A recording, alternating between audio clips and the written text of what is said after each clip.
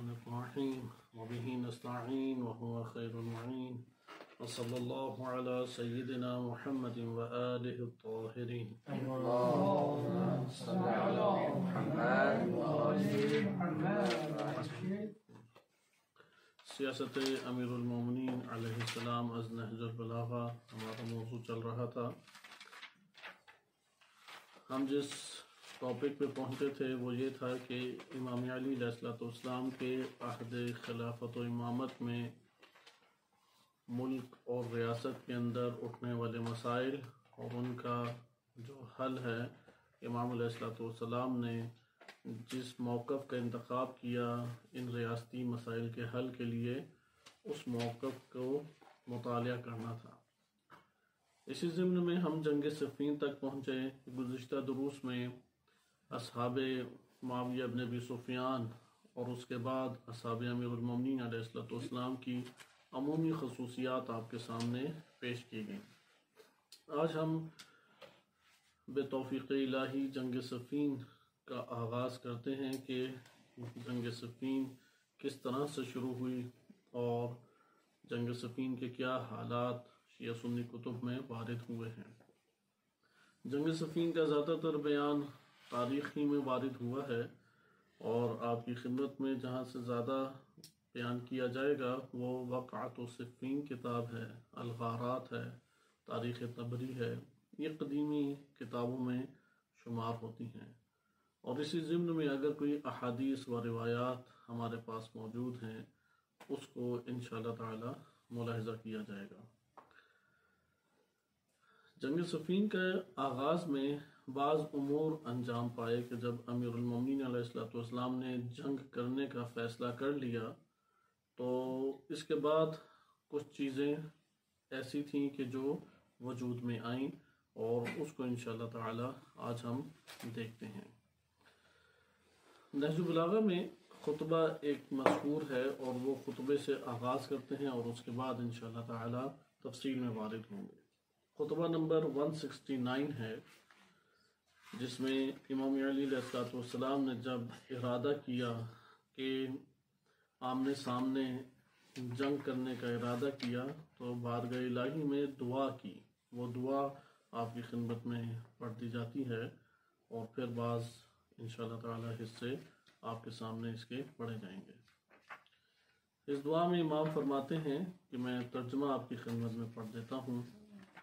اللہم رب السقف المرفوع، اے اللہ، اے اس بلند آسمان اور تھمی ہوئی فضا کے پروردگار جسے تو نے شب و روز سر چھپانے، چاند سورج کے گردش اور چلنے پھرنے والے ستاروں کی آمد و رفت کی جگہ بنایا. یعنی توجہ کریں ان کلمات پہ، تھمی ہوئی فضا کے پروردگار جسے تو نے، یہ تھمی ہوئی فضا جو اوپر ہے جسے تو نے شب و روز کے سر چھپانے، چاند اور سورج کے گردش اور چلنے پھرنے والے ستاروں کی آمد و رفت کی جگہ بنایا. یعنی اس کھلی ہوئی فضا میں چاند اور سورج یہ بھی گردش کرتے ہیں اور ستاروں کی بھی آمد و رفت رہتی ہے، اور جس میں بسنے والے فرشتوں کا وہ گروہ بنایا جو تیری عبادت سے اکتاتا نہیں. اے اس زمین کے پروردگار جسے تو نے انسانوں کی قیامگاہ اور حشرات الارض اور چوپائیں اور لا تعداد دیکھی اور اندیکھی مخلوق کے چلنے پھرنے کا مقام قرار دیا ہے.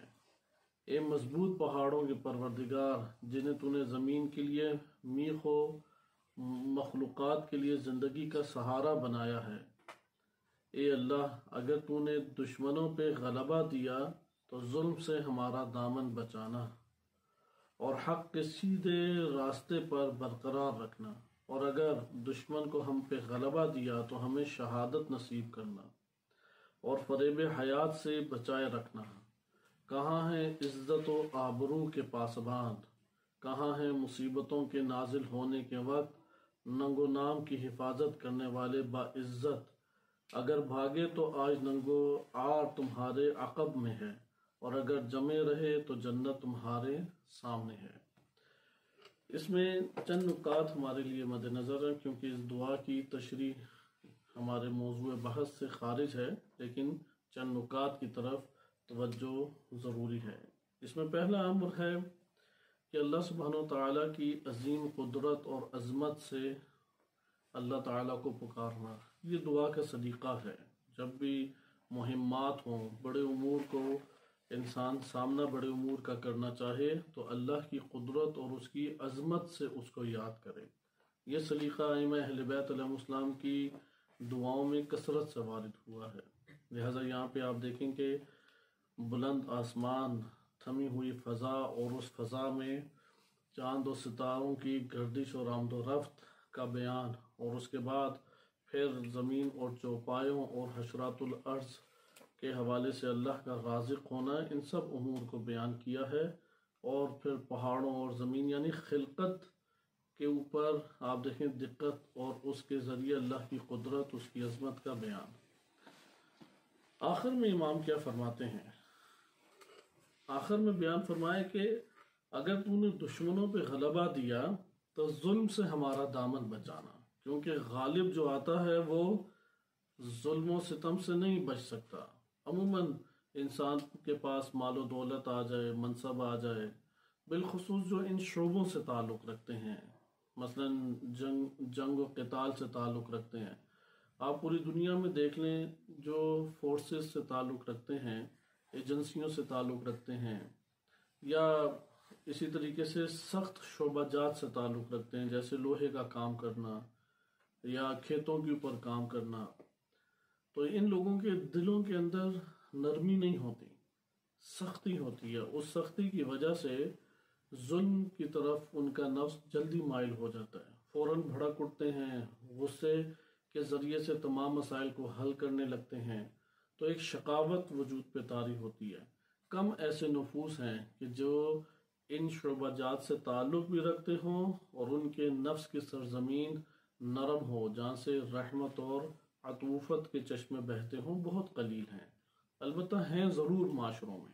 یہ تب ہو سکتا ہے کہ جب ایمان سے تعلق رکھتے ہیں، یعنی بزدلی کا ہونا الگ چیز ہے اور انسانی وجود میں رحمت کی صفت الگ چیز ہے۔ ادھر بزدلی مراد نہیں ہے، وہ ننگوار ہے انسان کے لیے، اور بزدلی بھی انہی شعبہ جات کے افراد کو لگی ہوتی ہے۔ یہ مرض بھی اسی سے وابستہ ہوتا ہے۔ ان لوگوں کے درمیان ایسے کثیر افراد ہوتے ہیں جو اندر سے ڈرپوک اور بزدل اور مفاد کے لیے وہاں پر موجود ہیں، کسی طرح مفاد حاصل کیا اور اس کے بعد وہ وہاں سے فرار کر گئے یا ایسی سیاست کھیلی کہ جس سے مفاد انہیں پہنچے۔ اس لیے امام فرماتے ہیں کہ اگر تو نے دشمنوں پہ غلبہ دیا تو ظلم سے ہمارا دامن بچانا، کہ ہم ظالمین میں سے نہ قرار پائیں، کسی پہ ظلم و تشدد کرنے والے نہ ہوں، اور حق کے سیدھے راہ کے اوپر ہمیں چلانا۔ نمبر 2، اگر دشمنوں کو ہم پہ غلبہ دے دیا، ممکن ہے کہ دشمن غالب آ جائے، تو اس صورت میں ہمارے لیے شہادت قرار دینا، نہ کہ فرار کی گنجائش نہ پیدا کرنا، کیونکہ فرار ننگو آر ہے۔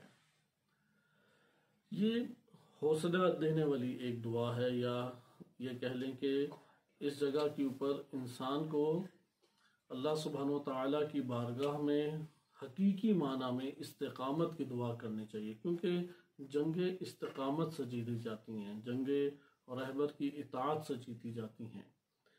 فتح جو اللہ تعالیٰ قرار دیتا ہے وہ ہر چیز کے قواعد اللہ نے خلق کیے ہیں، تو جنگوں کے قواعد ہی یہ ہیں کہ امیر کی اطاعت اور استقامت اور شجاعت کا ثبوت۔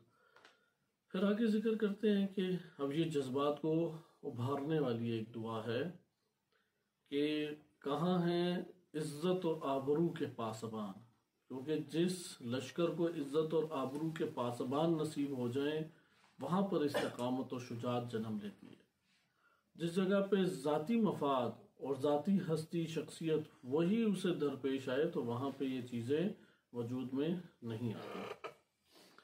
لہذا یہ آپ نے اس جگہ پہ ملاحظہ کیا کہ امام علیہ السلام نے پھر فرمایا کہاں ہے عزت اور آبرو کے پاسبان، کہاں ہے مصیبتوں کے نازل ہوتے وقت۔ جب مصیبتیں نازل ہوتی ہیں تو یہ قلوب لرز جاتے ہیں، قدموں میں لغزشیں پیدا ہو جاتی ہیں، لیکن جو عزت کے پاسبان ہیں اور ننگو آر کا داغ اپنے دامن پہ نہیں لگنا چاہتے، وہاں پہ وہ ڈٹے رہتے ہیں۔ اس لیے امام نے فرمایا کہ اگر تم بھاگو گے تو ہمیشہ کے لیے رسوا ہوگے، اور اگر تم ڈٹے رہو گے تو جنت تمہارے لیے منتظر ہے، کیونکہ انسان شہادت سے ہمکنار ہوگا۔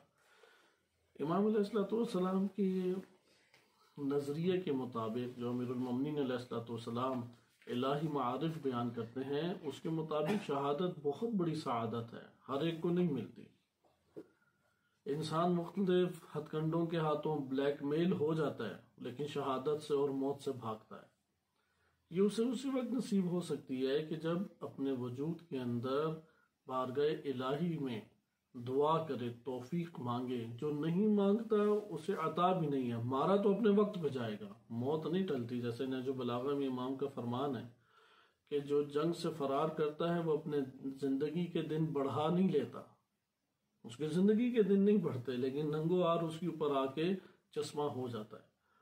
لہذا ڈٹے رہنا، اچھا ڈٹے رہنے سے بھی کیا مراد ہے؟ امیر کی اطاعت میں، اگر امیر حکم دے کہ عقب نشینی کریں، واپس آ جائیں، وہاں سے واپس آ جانا چاہیے۔ یہاں پہ امام علیہ السلام اپنے قوی ارادے بتا رہے ہیں کہ یہاں سے واپس نہیں پلٹنا، یعنی واپس پلٹنے کی راہ موجود نہیں ہے۔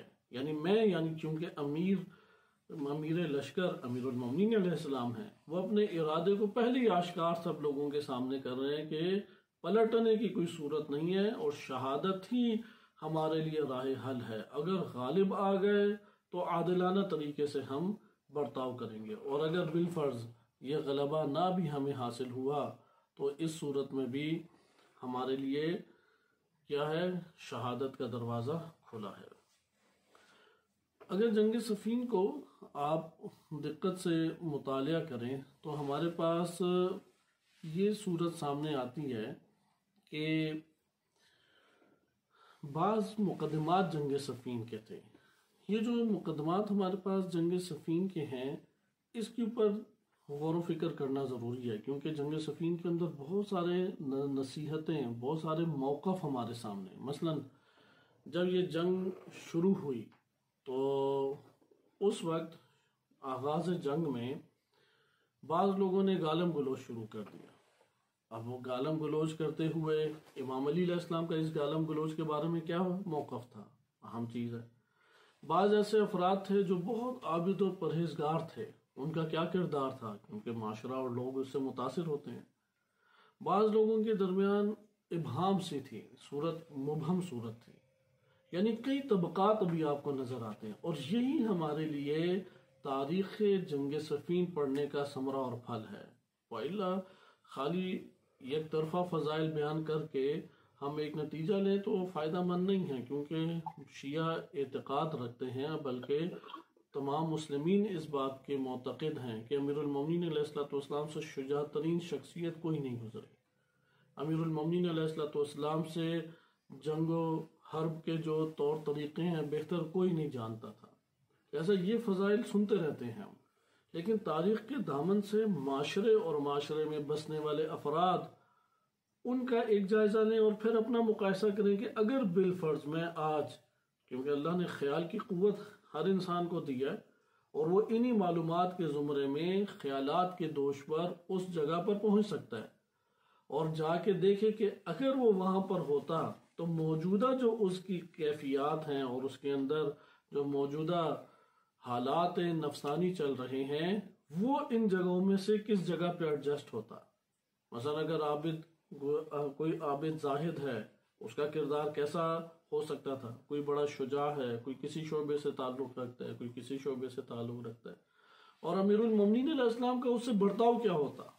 کیونکہ خیالات میں انسان سوچتا ہے کہ امام علی علیہ السلام یا بقیہ ائمہ علیہ السلام مجھ سے بقیہ تمام لوگوں کی نسبت جدا ہی سلوک کریں گے، کیونکہ میرے دل میں زیادہ محبت ہے، بقیہ کے دل میں شاید اتنی محبت نہ ہو۔ میرے جو مسائل ہیں بقیہ کے تو ویسے مسائل ہی نہیں ہیں، میں جن مسائل میں الجھا ہوا ہوں، اور پھر کیونکہ انسانی نفس اس کو مظلوم بنا کے پیش کرتا رہتا ہے، اور انسان بھی اپنے نفس کی مظلومیت پہ اعتقاد قائم کر لیتا ہے، خطا نفس کرتا ہے۔ اس خطا پہ جب تلخی اٹھاتا ہے تو نفس اس کو یہ نہیں سمجھاتا کہ تم نے تلخی یہ برداشت کرو کیونکہ تم نے غلط کام کیا، یہ نفس اسے نہیں کہے گا، وہ کہے گا دیکھو میرے ساتھ یہ کر دیا، وہ کر دیا، اس طرح سے بھی تو کر سکتا تھا، فلاں بھی تو کر سکتا تھا۔ یہ وہ نفس کے دھوکے ہیں۔ لہٰذا اس زمرے میں پھر اپنے آپ کو مظلوم بنا کے سب سے بڑا مددگار امام زمان علیہ السلام یا امام علی علیہ السلام کو سمجھنے لگ جاتا ہے، اور اسی غم اندوہ میں چند دن گزرے گا، پھر اسی طرح دنیا کی مستیوں میں گم ہو جاتا ہے انسان۔ لہٰذا یہاں پہ ملاحظہ کریں کہ معاشرے جیسے آج ہیں ویسے ہی اس دور میں تھے، اور اس دور میں لوگوں کی خواہشات جینے رہنے سہنے کے حوالے سے ایسی تھی جیسی آج ہمارے اندر ہے۔ اس وقت بھی جوان تھے، جیسے محمد بن ابی بکر 28 سال عمر تھی، بعض کی مثلا 22 سال عمر تھی، 21 سال، 40 سال، 90 سال، ہر سطح کے بندے آپ کو نظر آئیں گے۔ مثلا جناب عمار 92 ایئرز کے تھے، 92 سال عمر۔ مالک اشتر وہ بھی بڑھاپے کے قریب ہیں، 60 کے قریب تقریباً ان کی عمر تھی۔ اس طرح بعض بڑی نامور شخصیات ہیں، جیسے مختار بن ابی عبید ثقفی رحمۃ اللہ علیہ، وہ ایک جوان 36-37 سالہ عمر ایک جوان شخصیت تھی، لیکن جنگ صفین میں حاضر نہیں ہے، جنگ جمل میں حاضر نہیں ہے۔ محمد بن ابی بکر کو دیکھیں، جنگ صفین میں کہا جاتا ہے کہ حاضر ہیں، وإلا امیر المومنین علیہ السلام کے ساتھ آگے بڑھ رہے ہیں۔ خلاصہ کلام، ہم جب جنگ صفین کے یہ امور اب مطالعہ کر رہے ہیں تو یہاں بیان فقط مجرد یا خالی تاریخ نہیں ہے کہ ہم ایک طرفہ چیز بتائیں، دوسرے لشکر کے اوپر لعن طعن اور تبرہ کریں، امیر المومنین علیہ السلام کے لشکر اور ان کے جانثار اصحاب کے اوپر ترحم کے دعا کریں، یا ترضی کے صیغے یا رضی اللہ عنہ کے فضائل پڑھیں۔ فقط اتنا سا ہمارا مقصد ہرگز نہیں ہے، بلکہ کیا مقصد ہے؟ مقصد یہ ہے کہ تاریخ کو آئینہ بنائیں اور اس آئینے میں معاشرے کا مطالعہ کریں۔ جب آپ معاشرے کا مطالعہ کریں گے تو اس نتیجے تک پہنچیں گے کہ آج کے معاشرے کی ضروریات، لوگوں کے رہن سہن کا انداز، لوگوں کی خواہشات، تمنائیں، وہ اسی طرح سے جیسے اس دور کے لوگوں کی تھی۔ ہر کوئی موت سے بچنا چاہتا ہے، ہر کوئی کچھ کیے بغیر کسی مقام کے اوپر پہنچنا چاہتا ہے، ہر کوئی اپنے آپ کو سب سے زیادہ امیر المومنین علیہ السلام کا محب سمجھتا ہے۔ اور پھر یہ کہ امام علی علیہ السلام کا ہم سے کیا برتاؤ ہوگا، یہ برتاؤ جاننا بھی بہت ضروری ہے۔ لہذا تمام کتابیں جو قدیمی لکھی گئی ہیں، خصوصاً یہ صفین کے موضوع کے اوپر، اس میں آغاز جنگ کی چند چیزیں بیان کی گئی ہیں، یعنی جب ارادہ کر لیا، کیونکہ ابھی تک ہم نے جو پہلے پڑھا تھا وہ امیر المومنین علیہ السلام کا ارادہ جنگ کا نہیں تھا، بلکہ بیعت لینا معاویہ ابن ابی سفیان سے مقصود تھا، اور شام کے باغیوں کو دبانا مقصود تھا، مذاکرات کے ذریعے سے، خط و کتابت کے ذریعے سے، اور مختلف طرح سے جو مکالمہ ہوا اس کے ذریعے سے مسائل کو حل کرنا مقصود تھا۔ لیکن مسائل جو ہیں وہ اپنی جگہ پر اسی طرح سے قائم دائم رہے اور حل نہیں ہوئے، جیسا کہ آپ نے مطالعہ کیا۔ یہاں پہ اگر ہم آئیں تو سب سے پہلے یہ جو خط و کتابت کا دور گزرنے کے بعد، کیونکہ جو ہمارے پاس وقعۃ الصفین کتاب ہے، اس کتاب کے تقریباً 8 حصے ہیں، تو پہلے حصے میں انہی چیزوں کا بیان ہے کہ جو پیش آئیں، یعنی اس حوالے سے پیش آئیں کہ خط و کتابت ہے۔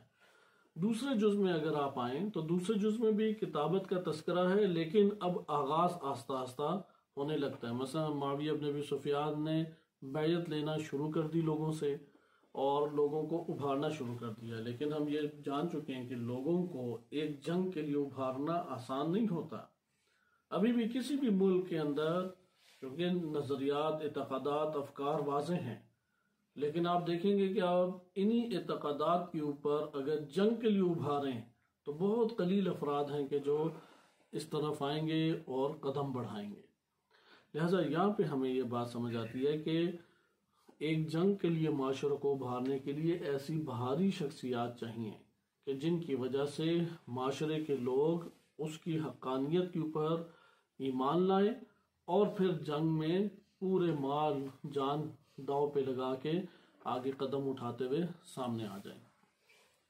شام میں یہ امر کیسے برپا ہوا اور امیر المومنین علیہ السلام نے اس امر کو کیسے برپا کیا، اسی اسنا میں اب معاشرے آپ کے سامنے آئیں گے۔ معاویہ بن ابی سفیان نے بعض شخصیات کا بڑا جوشیلا استقبال کیا، کیونکہ عمرو بن عاص کا چہرہ وہی حاکم کا چہرہ تھا، اور عمرو بن عاص کا چہرہ دنیا داری کے اعتبار سے چہرہ معاشرے کے سامنے تھا۔ لہذا ایک حد تک تو عمرو بن عاص اس کی ضرورت پیش آ سکتی تھی، لیکن ہم یہ نہیں کہہ سکتے کہ وہ کفایت کرتی تھی۔ بڑا کلیدی کردار تھا، جیسا گزشتہ دروس میں پڑھ چکے۔ یہاں پہ ایسی شخصیات چاہیے جو بہت عبادت گزار ہوں، بعض ایسی شخصیات چاہیے کہ جس کا پورا کا پورا معاشرہ احترام کرتا ہے، اس کے خاندان اور اس کے قبیلے سے تعلق رکھتے ہوں۔ لہذا ان میں سے جس نے سب سے پہلے معاویہ بن ابی سفیان کی طرف قدم اٹھایا وہ خلیفہ دوم کے بیٹے عبید اللہ تھے۔ خلیفہ دوم کی جو شخصیت ہے وہ اس دور میں حتیٰ امیر المومنین علیہ السلام کے زمانے میں بھی اکثر بیشتر عالم اسلام انتہائی قدر و قیمت اور احترام کے ساتھ انہیں دیکھتا تھا۔ یہ بات ہمیں ذہن نشین رکھنی چاہیے کہ خلفاء کا خلیفہ اول و خلیفہ دوم کہ آج کے دور میں جو شیعہ موقف پایا جاتا ہے، امیر المومنین علیہ السلام کے دور میں عمومی معاشرہ اس طرح نہیں تھا۔ امام باقر و امام صادق علیہ السلام نے اس موضوع کو آ کے کھولا، اور اس کے نتیجے میں بہت سارے ایسے امور ہمارے سامنے آئے کہ جو خلفاء کے اوپر شیعہ موقف کے اعتبار سے ائمہ اہل بیت علیہ السلام کے تناظر میں تنقیدی پہلو رکھتے ہیں۔ اور یہ بات علمی پیرائی کے اندر اگر کی جائے تو یہ اختلاف صحابہ میں موجود تھا، وہی صحابہ میں اختلاف امت کے درمیان سرایت کیا، لیکن جب ایک حکومت اپنے پورے زور کے ساتھ اور پوری توان کے ساتھ آتی ہے تو اس کے اثرات پورے معاشرے پہ پڑتے ہیں۔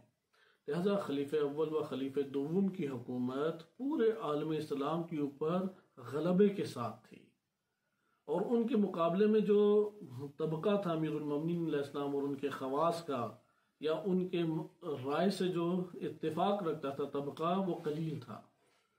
اس کا نتیجہ یہ نکلا کہ ایک طولانی جو خلافت کا دور گزرا، مثلا 1223 ہجری تک، 11 ہجری سے 23 ہجری تک خلیفہ اول و خلیفہ دوم کا دور ہے۔ خلیفہ اول 2 سال کے اندر ان کی وفات ہو گئی، پھر حضرت عمر آئے اور انہوں نے 11-12 سال تقریباً حکومت کی۔ یہ جو حکومت کا دور ہے یہ پورے غلبے کے ساتھ تھا، نمبر 1۔ نمبر 2، قانون کے اجرا کے ساتھ تھا۔ اگرچہ ہم اعتراض کر سکتے ہیں فلاں قانون جو جاری ہوا اس کی حیثیت شریعت اسلام کے مطابق کیسی، یہ الگ بات، لیکن پورے ملک میں قانون جاری ہوتا تھا، جیسا بھی قانون تھا اس کو فوراً اجرا کیا، یعنی اجرائے قانون پر شدت تھی، بہت شدت تھی۔ اس قانون کی کیا حیثیت شریعت میں بنتی ہے اس کے اوپر اس قدر شدت نہیں تھی، جیسے کئی واقعات ایسے دکھائی دیتے ہیں، اور آپ جانتے بھی ہیں کہ یہ ہماری کتابوں میں مقولہ وارد ہوا ہے کہ لولا علی لہلک عمر۔ تو یہ جو مقولہ ہے وہ اسی وجہ سے معروف ہوا، کیونکہ قانون کے اوپر کہ اس کی کیا علمی حیثیت ہے، اور قانون جو ہے وہ یہ قانون جو اجرا کیا جانا چاہیے قرآن اور سنت کے کس قدر مطابق ہے، اس کے لیے بہت غور و فکر، دقت اور جانچ پڑتال نہیں کی جاتی تھی، لیکن اجراء قانون پہ بڑا زور تھا۔ اس لیے حضرت عمر کے دور میں قانون کے اجرا کی وجہ سے چیزیں تھم گئی۔ نمبر 3، جو اداری امور تھے اس کے اوپر مینجمنٹ قوی تھی، جس کا نتیجہ یہ نکلا کہ 2 سپر پاور اس وقت عالم اسلام کے ذریعے سے شکست کھا گئیں۔ اگرچہ یہ جو جنگ یرموک اور جنگ قادسیہ ہوئی، کہ جنگ قادسیہ ایران کے خلاف لڑی گئی اور جنگ یرموک روم کے خلاف لڑی گئی، ان جنگوں میں تمام اکابر اصحاب امیر المومنین علیہ السلام نے شرکت کی، خود امام علی علیہ السلام نے شرکت نہیں کی، لیکن امام علی علیہ السلام نے ان جنگوں کے ضمن میں خلیفہ دوم کو ایسے مشورے ضرور دیے جس کی وجہ سے وہ حکومت کی بقا اور خلیفہ دوم کے لیے ایک مفید ترین اقدام کا باعث بنے۔ لہذا آپ نے دیکھا کہ یہ جو خصوصیات تھیں مکتب تشیع کا جو خلفاء کے ساتھ ایک اختلافی اور تنقیدی ایک تعارض پایا جاتا ہے وہ ائمہ اہل بیت علیہ السلام کی اساس پر ہے، لہذا ہم اسی اساس سے تنقید کو لے کے آئیں گے۔ اس کا یہ مطلب نہیں ہے کہ کوئی وہاں پہ ایسا حکومتی طور پہ کام ہوا ہی نہیں جس کے ذریعے سے عالم اسلام کے اوپر یہ قانون کا اجرا، امن و امان کا قیام، فتوحات کا سلسلہ یہ وجود میں نہیں آ سکتا، ایسا قطعاً نہیں ہے۔ اور نہ ہی اس کو یہ کہیں گے کہ یہ خلفاء کی مدح و ستائش ہو گئی۔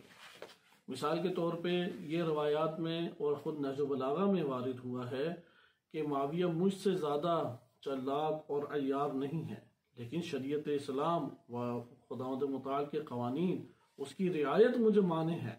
اب ادھر جو تیزی اور سیاسی حوالے سے ذکاوت اور ذہانت اور مکاری کا بیان ہے تو گویا امام علی علیہ السلام نے تعریف کی معاویہ کی؟ نہیں، تعریف نہیں ہے۔ دشمن کے اندر اگر کوئی خصوصیت ہے اور اس خصوصیت کو بیان کیا جائے تاکہ آگاہی اور بصیرت دشمن شناسی کے اعتبار سے بڑھے تو اس کو تعریف نہیں کہتے۔ یہ خام خیالی ہے کہ اگر کسی دور کی ہم تجزیہ تحلیل کسی دور کا کریں اور اس دور کے حکومتی مسائل کو ذکر کیا جائے، اس دور کے اداری امور کو ذکر کیا جائے اور اس میں کوئی مثبت پہلو نکلتا ہو اور اس مثبت پہلو کو ذکر کرنا وہ قطعاً تعریف نہیں کہلائے گی۔ جیسے اس کے مقابلے میں آپ دیکھیں تنقید کا جو پہلو ہے اسے بھی انصاف کے ساتھ بیان کرنا چاہیے، نہ کہ اس کا مبالغہ اس طور پہ کریں کہ دوسری طرف کی شخصیت کو ہر جہت سے مسخ کر کے رکھ دیں۔ مثلا مشرکین مکہ تھے، اگر مشرکین مکہ میں کوئی مثبت پہلو پایا جاتا تو نبی صلی اللہ علیہ وسلم بیان کیا کرتے تھے۔ جیسے ایک مشرک تھا تو اس کو یاد کیا اور اپنے بھائی ہونے سے اسے تعبیر کیا۔ ہماری کتب میں کتب اربع میں یہ روایت وارد ہوئی ہے۔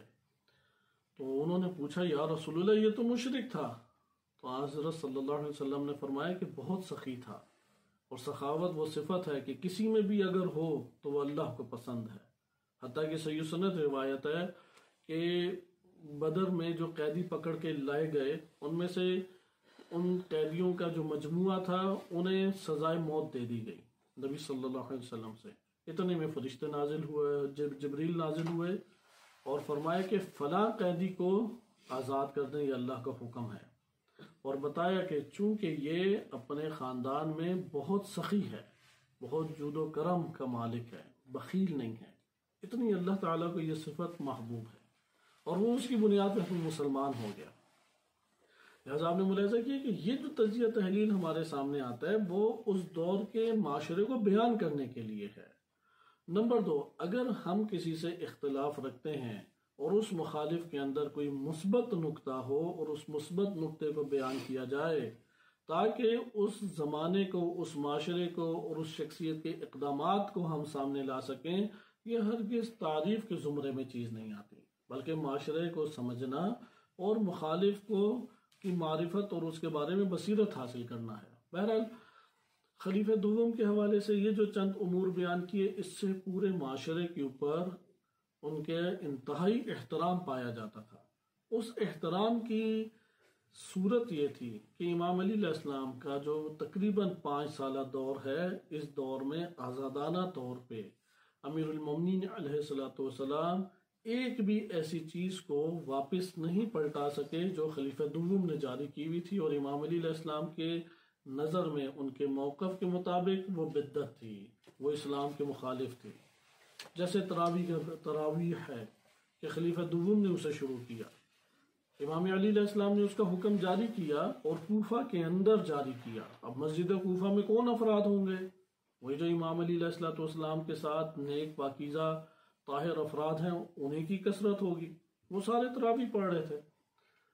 صحیح سند ہمارے یہاں تہذیب الاحکام میں روایت ہے امام علیہ السلام سے، وہاں پہ جب امام حسن مجتبی علیہ السلام نے پیغام سنایا تو لوگوں نے واہ عمرہ کی صدائیں بلند کر دی۔ لہذا وہاں پہ امام علی علیہ السلام کو یہ خوف لاحق ہوا کہ یہاں پہ ایک نیا فتنہ شام کے بعد کھڑا نہ ہو جائے، تو امام نے اپنا حکم واپس لے لیا، یعنی تراویح کو بھی ختم کرنا اس وقت دسترس میں نہیں تھا، بلکہ آگے مرحلے کا انتظار تھا کہ ایک وقت آئے اور تب یہ اسلام کی چیزیں جو خلیفہ دوم کے دور میں امام علی علیہ السلام کی نظر میں مخالف اسلام جاری ہوئی ہیں ان کو واپس پلٹایا جا سکے۔ تو خلاصہ کلام یہ احترام کی کیفیت امام علی علیہ السلام کے دور میں موجود تھی، اور لوگ جو ہیں اس حوالے سے جذبات اپنے اندر توانا رکھتے تھے، لہذا اصلاً خلفاء کے اوپر سب و شتم کی کیفیت موجود نہیں تھی۔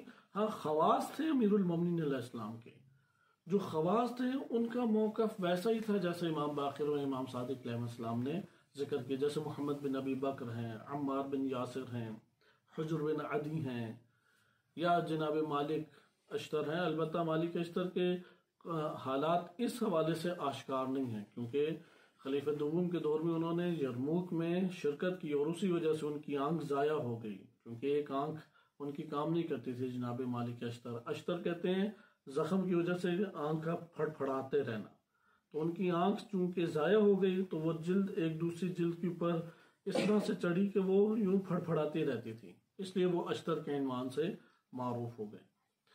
تو مالک اشتر خواص میں ضرور شمار ہوتے تھے۔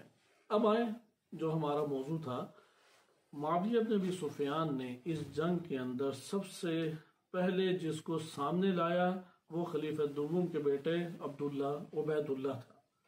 عبید اللہ امام علی علیہ السلام سے شدید ایک اختلاف رکھتا تھا۔ خاندان خلیفہ دوم امام علی علیہ السلام کا کسی صورت میں حمایتی نہیں تھا۔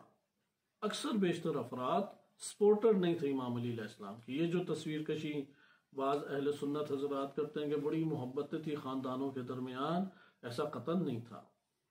لہذا آپ دیکھیں عبداللہ ابن عمر یزید کی بیعت کر لی، امام علی علیہ السلام کی بیعت نہیں کی۔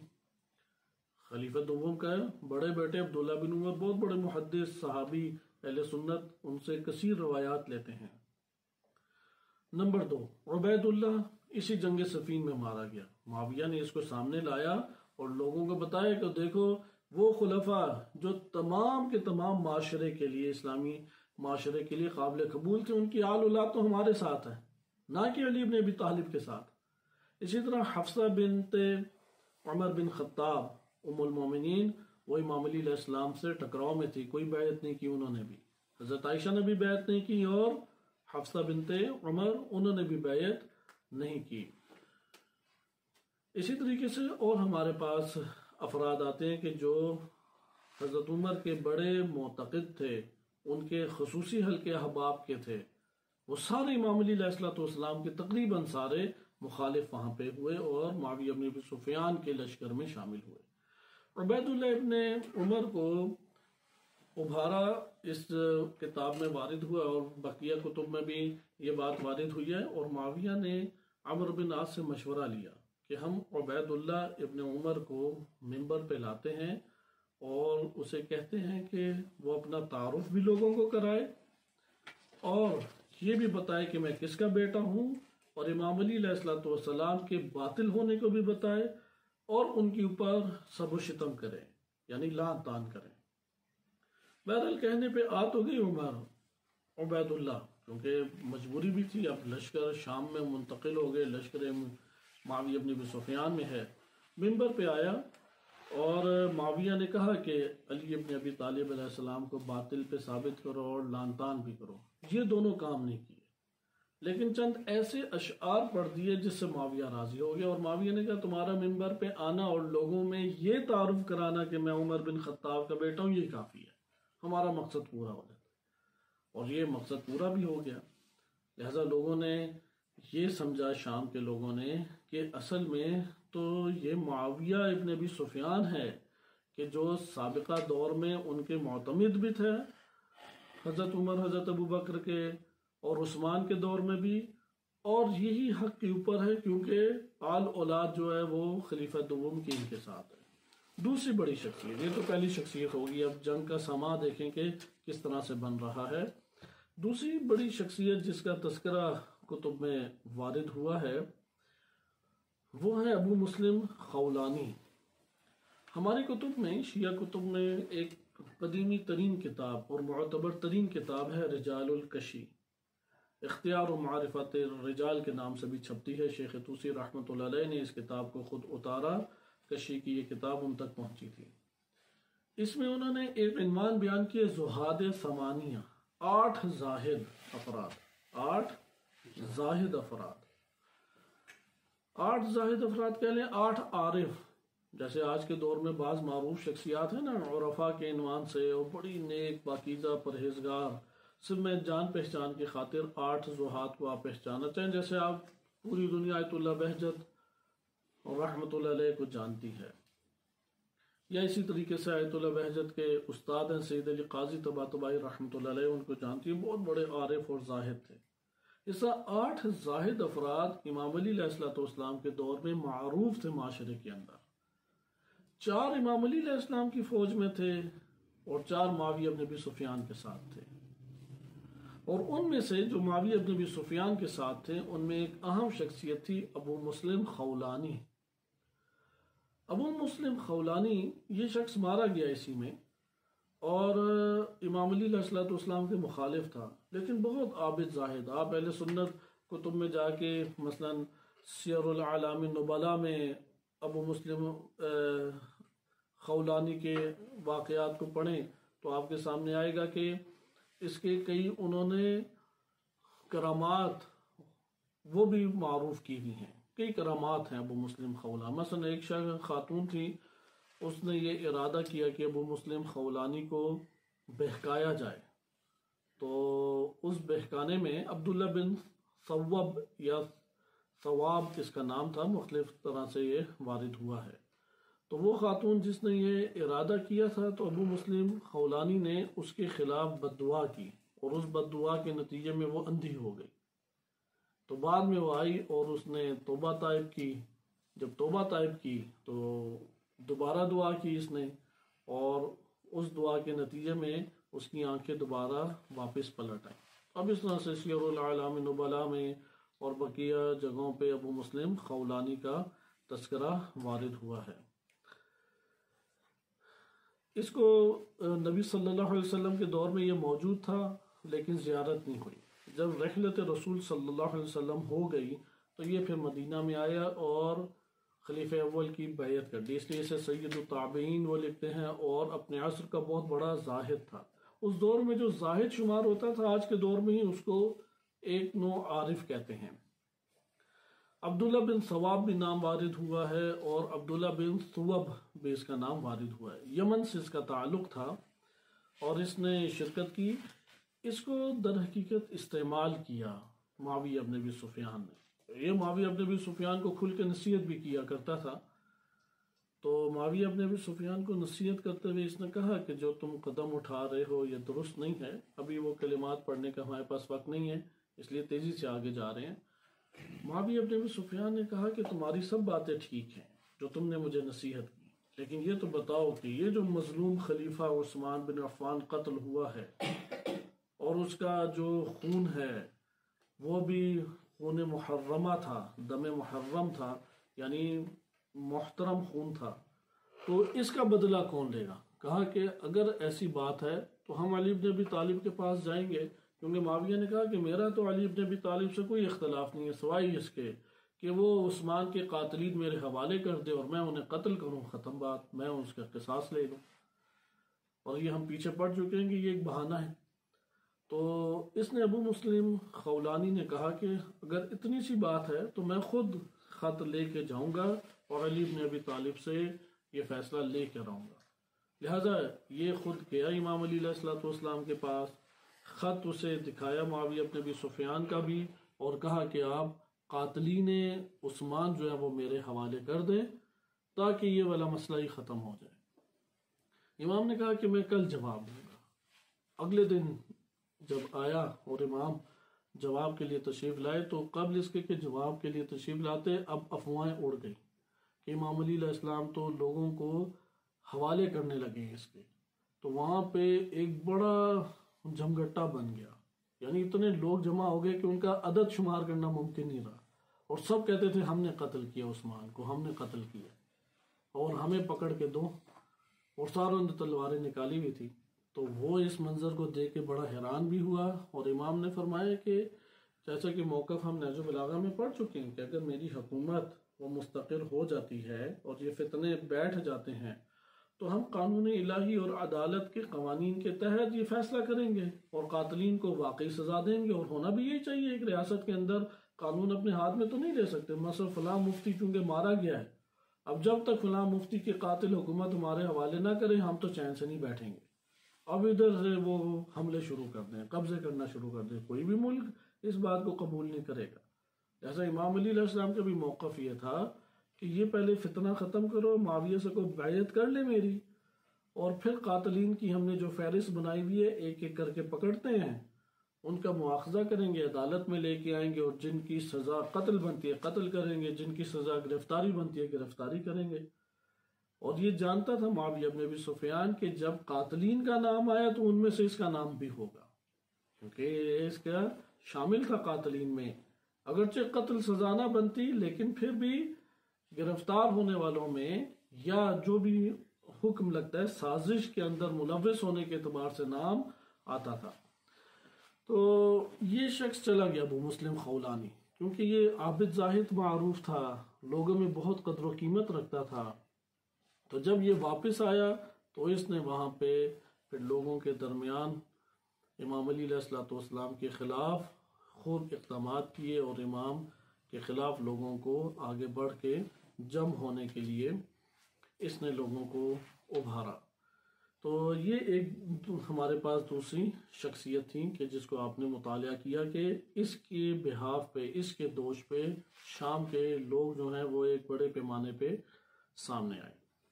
اس کے بعد آ جاتا ہے تیسرا مرحلہ، یہ تو معاویہ کی فوج کے اندر لوگوں کو قائل کرنے کے لیے یہ طریقہ کار تھا۔ یہاں پہ ایک اور چیز بھی مہم ہے، جب جنگیں اس دور میں ہوتی تھیں، ہم اس کو تفصیل سے پڑھ چکے ہیں، تو تب اس طرح سے سرکاری فوج نہیں بنی ہوتی تھی جیسے آج ارتش کے نام سے یا آرمی کے عنوان سے ممالک کی فوج ہوتی ہے، بلکہ قبائل اور قبائل سے پھر لشکر بنتے تھے، کیونکہ پورا ملک کس میں تقسیم ہوتا تھا؟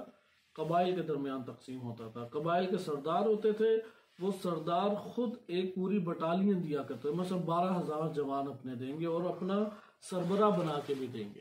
تو یہ جب قبائل میں سے جو ساتھ نہیں دیتا تھا تو اگر اس نے مخالفین اور فسادیوں کا ساتھ دیا ہے اس کے مطابق پھر قبیلے والوں کی پکڑ ہوتی تھی، اور اگر انہوں نے کوئی ایسا نہیں، یعنی وہی امیر کے اوپر ہوگا جو مملکت یا خلیفہ کے اوپر ہوگا کہ وہ ان کے لیے کیا تجویز سزا کرتا ہے یا انہیں چھوڑ دیتا ہے، وہ اس کے اوپر ہے۔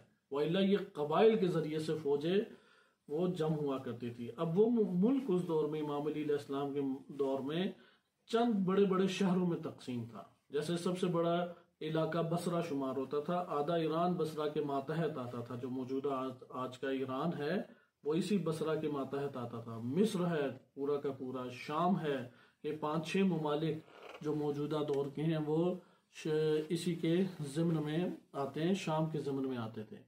اسی طرح کوفہ ہے کہ کافی بڑے علاقے اس کے ضمن میں آتے تھے۔ الجزیرہ ہے کہ شام اور عراق کا جو علاقہ ترکی کے پاس کے سارے علاقے اس کے ماتحت آتے تھے۔ تو ان علاقوں میں قبائل رہتے تھے۔ یمن بھی ان میں سے ایک بہت بڑا علاقہ شمار ہوتا تھا، بصرہ بہت بڑا علاقہ شمار ہوتا ہے۔ مثلا بصرہ میں 8-10 بڑے قبیلے تھے، تفصیل ہم جنگ جمل میں پڑھ چکے ہیں۔ ان قبائل میں سے ہر قبیلہ اپنے بندے دے گا۔ اب آپ نے دیکھا کہ ملک 6-7 حصوں میں یا 8-10 حصوں میں تقسیم ہو رہا ہے، اور ہر خطے میں کئی قبائل ہیں اور ہر قبیلے سے لشکر آئیں گے۔ لہذا امام علی علیہ السلام نے جب عام اعلان کر دیا تو یہاں سے لشکر آئیں گے۔ اب جب لشکر آئیں گے تو لشکر قبائل کب بھیجتے تھے؟ جب موافق ہو امام علیہ السلام کے۔ اب تو داخلی جنگ ہے، لہذا بہت سارے افراد، مثلا یہ قبیلہ انصار جو مدینہ میں تھا، بشیر بن نعمان ہم پڑھ چکے ہیں، وہ جا کے ملحق ہو گیا معاویہ بن ابی سفیان کے ساتھ، وَإِلَّا اکثر انصار امام علی علیہ السلام کے ساتھ تھے۔ اسی طریقے سے بصرہ میں بعض قبائل ملحق ہو گئے معاویہ بن ابی سفیان کے ساتھ، لیکن اکثر بیشتر امیر المومنین علیہ السلام کے ساتھ تھے۔ تو کہا جاتا ہے امام علی علیہ السلام کا جو لشکر بنا وہ تقریباً 70,000 افراد کے اوپر مشتمل تھا، مختلف قبائل سے۔ مثلا اشعث بن قیس جس کی شدید مذمت وارد ہوئی ہے نہج البلاغہ میں اور دیگر ائمہ علیہ السلام میں، اگر ائمہ اطہار علیہ السلام نے اس شخص کا چہرہ عیاں نہ کیا ہوتا تو یہ آج ہیرو ہوتا شیعوں کا، کیونکہ یمن کا سب سے بڑا لشکر یہی لے کے آیا تھا. قبیلے کا سردار تھا کندی، قبیلے کا سردار تھا اشد بن قیس. اشد بن قیس آذربائیجان کا حاکم تھا امام علی علیہ السلام کی طرف سے. اور یہی ہے وہ کہ جب جنگ صفین میں پانی بند ہو گیا تو مالک اشتر ایک طرف سے لشکر لے کے حملہ آور ہوئے اور ایک طرف سے کندی اپنے یمنیوں کا لشکر لے کے حملہ آور ہوا اور پانی کو آزاد کرایا. اور اسی نے امام علی علیہ السلام کو جب امام حسن مجتبیٰ علیہ السلام کی ایک زوجہ وفات پا گئی تو اس نے اپنی بیٹی فوراً پیشکش کی اور امام حسن مجتبیٰ علیہ السلام نے اسی سن میں، یہ جو حکومت امیر المومنین علیہ السلام تھی اسی دور میں نکاح کیا. لہذا ہم نے دیکھا کہ یہاں پر قبائل کو جذب کرنا ضروری ہے، قبائل کو ہم موقف کرنا ضروری ہے. اگر یہ قبائل کے سردار اور قبائل کے افراد ساتھ نہ دیں امام علی علیہ السلام کی فوج مہیا نہیں ہو سکے گی. بہرحال یہ قبائل جب لشکر دے دیتے تھے اپنا تو پھر امام کے ہاتھ میں ہے، پھر امام تقسیم بندی کریں گے. مثلا کہیں گے کہ یہ فلاں فلاں قبیلے کے سارے افراد اس امیر کے ماتحت آ جائیں، ادھر کسی کی نہیں چلے گی، اس آرڈر کے اوپر نہیں چلے گی. پھر امام بتائیں گے اگر تقسیم ہو جائے تو فلاں بندہ امیر ہوگا. یعنی قبیلہ لشکر کے ساتھ ساتھ اپنا امیر بھی معین کر کے دیتا تھا. اگر امیر المومنین علیہ السلام یا خلیفہ وقت وہ اس امیر کو قبول کر لے تو ٹھیک، نہیں کرے گا تو خود نامزد کرے گا، اور جب نامزد کرے گا تو اسے مانیں گے. تو یہ سلسلہ تھا. لہٰذا اب یہاں پہ حمایت کی بات تھی کہ کون کون اس معاشرے میں حمایت کرے گا. جنگ جمل کے بعد یہاں پہ پھر مشورہ لیا. مشورہ یہ ایک ہمارے پاس پہلا اہم ترین نقطہ آ رہا ہے. اب ہم لشکر امیر المومنین میں منتقل ہو گئے. معاویہ بن ابی سفیان نے کیسے جذب کیا؟ بعض شخصیات کو ابھار کے اور ان سے بیانات دلوا کے. ٹھیک ہے، وہ تو ایک سلسلہ آگے ہمارے پاس. امیر المومنین علیہ السلام نے، کیونکہ جیسے آج شیعہ اعتقاد رکھتے ہیں یا اہل سنت والہانہ محبت کرتے ہیں، اس طریقے سے امام علی علیہ السلام کے ساتھ محبت باقی نہیں رہی تھی. اس دور کو اگر آپ دقت سے پڑھیں، جنگ جمل کی وجہ سے جن جن لوگوں کے گھر اجڑے ہیں لشکر علوی کے ہاتھوں، وہ شدید نفرت امام علی علیہ السلام سے کرتے تھے، شدید یعنی لان تان کی حد تک. اسی طریقے سے شام اور شام کے سارے باغی شدید نفرت امام علی علیہ السلام سے کرتے تھے. نمبر 3، وہ افراد جنہیں امیر المومنین علیہ السلام نے منصب نہیں دیا، وہ سارے افراد امام علی علیہ السلام کے مخالف ہو گئے، مقابلے میں آ گئے. نمبر 4، وہ افراد جو حسد رکھتے تھے امام علی علیہ السلام سے، وہ حسد کا مادہ لے کے امام کے مخالف آ گئے. لہذا ان سب نے ایک فضا قائم کی ہوئی تھی. اور پھر امام کی جو عدالت تھی، اس عدالت کی وجہ سے بعض قریبی افراد بھی امام کے مخالف ہو گئے. لہذا یہ جو آپ کے پاس تصویر کشی آتی ہے، اس کے مطابق امام کے خواص اس قدر قلیل تھے کہ الکافی کی آپ روایت پڑھ چکے ہیں کہ امام نے فرمایا کہ اگر یہ خواص میرے رہ جائیں اور میں ان کے مطابق سارے وہ امور واپس پلٹانا چاہوں جو اسلام میں تبدیلی واقع ہو گئی ہے، تو پھر ہم میں سے کوئی بھی باقی نہیں رہے گا. لہذا اس کا یہ مطلب ہے کہ امام کو افراد چاہیے. امام علیہ السلام کو تنہائی کا سامنا کرنا پڑا، عدم نصرت کا سامنا کرنا پڑا. تو ان میں اب محاسن دیکھیں، ان محاسن کو چننا ہے ہم نے. اگر ان محاسن کو نہیں چنیں گے تو آج کے دور میں بھی نصرت امیر المومنین و نصرت امام زمان علیہ السلام وجود میں نہیں آئے گی. پہلا طریقہ کار جو ہمیں اس میدان میں نظر آتا ہے وہ ہمارے پاس ہے مشورہ. مشورہ امیر المومنین علیہ السلام نے مہاجرین اور انصار سے لیا قبل اس کے کہ اب نکلنے والا ہے لشکر کے نکلنے سے پہلے مشورہ لیا. مشورے کے کئی اسباب تھے. یہ نبی صلی اللہ علیہ وسلم کی سنت ہے. قرآن کریم نے بھی حکم دیا رسول صلی اللہ علیہ وسلم کو، وَشَاوِرْهُمْ فِي الْأَمْرِ. ان مہمات میں امر سے مراد امر حکومت بھی ہو سکتا ہے، امر سے مراد بڑے بڑے امور بھی ہیں، کیونکہ قرآن میں مشورے کے حوالے سے 2 احکام ہیں. ایک احکام فردی زندگی کو ظاہر کرتا ہے، وَبَيْنَهُمْ شُورَاهُمْ، غالباً اس طرح سے آیت ہے، وَأَمْرُهُمْ شُورَا، کہ وہ اپنے امور کیسے انجام دیتے ہیں؟ مشاورت سے. تو بعض مفسرین نے لکھا ہے کہ اس آیت میں وَأَمْرُهُمْ شُورَا سے مراد ہے اپنی زندگی کے نجی اور ذاتی مسائل وہ مشورے سے انجام دیتے. جو مشورہ نہیں لیتا وہ اصل میں نادانی کی طرف جاتا ہے. یہ ذہن نشین رکھیں. استخارہ اور مشورے کا کوئی آپس میں تقابل نہیں ہے، کیونکہ کوئی سورۃ الاستخارہ قرآن میں وارد نہیں ہوئی. سورۃ الشورى وارد ہوئی ہے. استخارہ سیرت کے اعتبار سے ایک انفرادی عمل ہمیں روایات میں دکھائی دیتا ہے. شورا جو ہے وہ محکم عمل ہمیں دکھائی دیتا ہے.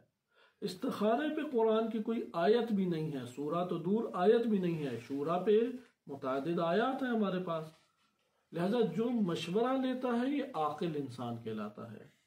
جو مشورہ ہی نہیں لیتا اپنے اہم ترین امور میں، وہ شخص نادان انسان کہلاتا ہے. اس لیے پہلی آیت جو آپ کی خدمت میں پڑھی وَأَمْرُهُمْ شُورَى، یہ انفرادی اور نجی انسان کی زندگی کے مسائل میں مشورے کے اوپر ابھارتے ہیں. لیکن یہ جو قرآن کی آیت ہے وَشَاوِرْهُمْ فِي الْأَمْرِ فَإِذَا عَزَمْتَ فَتَوَكَّلْ عَلَى اللَّهِ، یہ اجتماعی امور میں ابھارتا ہے. اس لیے نبی صلی اللہ علیہ وسلم اپنے تمام کے تمام اس عظمت اور بلندی کے باوجود امت کے درمیان مشورہ لیا کرتے تھے اور اس مشورے کے مطابق عمل بھی کرتے تھے. یعنی ایسا نہیں ہے کہ برائے نام ہی ہے، لوگوں کو ٹرخانے کے لیے یا لوگوں کو الجھانے کے لیے یا وقت نکالنے کے لیے نہیں. یہ والی سیاست نہیں ہوتی تھی.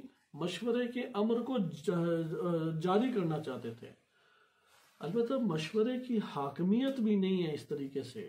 مشورے کو اپنی جگہ دینا ضروری ہے. مشورہ لیں اجتماعی امور میں، لیکن فَإِذَا عَزَمْتَ، عزم ایک شخصیت کرے گی جو راہبر ہے، جو قائد ہے، جو بالاتر ہے، وہ عزم کرے گی. فَتَوَكَّلْ عَلَى اللَّهِ، وہ اہل مشورہ مانے نہ مانے یہ توکل کر کے آگے قدم اٹھائے گا. یہ ترتیب ہمارے سامنے آتی ہے. لہذا یہاں پہ بھی امیر المومنین علیہ السلام جیسے نبی صلی اللہ علیہ وسلم جنگوں میں اور حکومتی مسائل میں مشورہ لیا کرتے تھے، امام علی علیہ السلام نے بھی مہاجرین اور انصار سے کیا کیا؟ مشورہ لیا. جب مشورہ لیا تو اس مشورے کے بڑے محاسن ہیں، اس کے اوپر گفتگو ہونی چاہیے اور کسی اور مورد میں انشاءاللہ ہم کریں گے. مثلا میں صرف اشارتاً آپ کی خدمت میں بیان کروں. ہم فکر افراد سامنے آ جاتے ہیں. کون کون ہم فکر ہے؟ نمبر 2، تقویت موقف کو پہنچ سکتی ہے جو صحیح موقف ہے. نمبر 3، وہ افراد کے جو ہم موقف نہیں ہیں ان کے ذہنی خیالات کا علم بھی ہو جاتا ہے اور عدد کا علم ہونے کے بعد مناسب ایک راہ نکالی جا سکتی ہے. ضروری نہیں ہے سب کو مخالف ہی اپنا بنا لیں، سب کو اپنے فضائل کی دوش کے اوپر زبردستی جبرن ایک طرف ہم چلا دیں، قطعاً ایسا نہیں ہے.